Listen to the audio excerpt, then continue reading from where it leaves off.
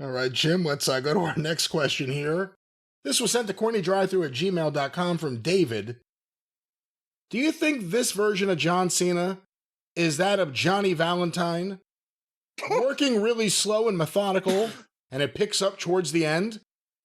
Yes, his age and acting plays a role in his limitations in the ring, but since he's a student of wrestling, you think he watched some Valentine matches and said that could work for me?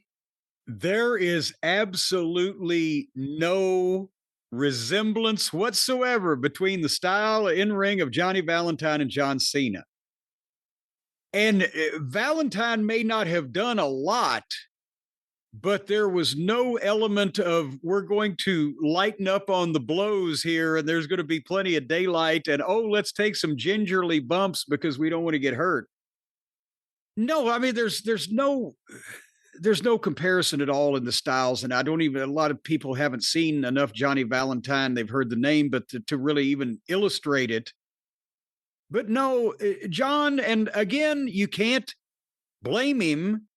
He wasn't the greatest in-ring performer that ever stepped foot on the planet in his younger days, but he was athletic and could bump and could move around. But now he's 50 and he's a movie star and he's got 18 matches left and he ain't goddamn going through a lot of fucking furniture, I guarantee you.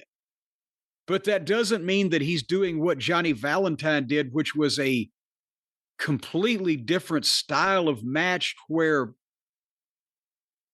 Valentine would make the fans believe that he was legitimately grounding and goozling and pounding the baby face and fucking torturing him, and then slowly let the baby face come back until finally the comeback happened, and then he'd have to fight for every inch that he got the baby face, and Valentine would back up an inch at a time, and they'd be hitting each other so hard you could hear it in the cheap seats. But it's a completely different thing.